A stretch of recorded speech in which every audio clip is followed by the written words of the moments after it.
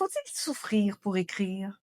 On entend souvent ça comme si la douleur était obligatoire pour écrire quelque chose de vrai, comme si la littérature devait forcément naître de la souffrance.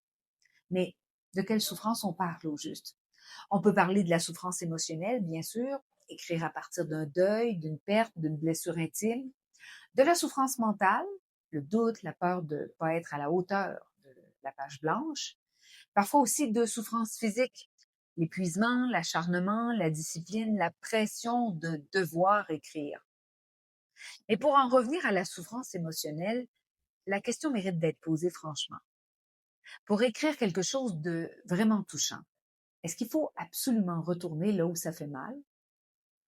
La littérature s'est souvent nourrie de ce qui fait souffrir, non pas parce que la douleur est noble en soi, mais parce qu'elle laisse des traces profondes, complexes, humaines.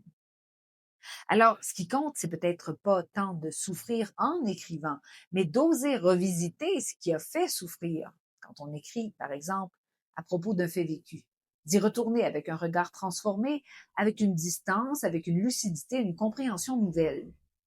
Alors, écrire, c'est pas nécessairement réouvrir la blessure pour qu'elle saigne encore, mais c'est tenter de comprendre ce qu'elle a changé en nous.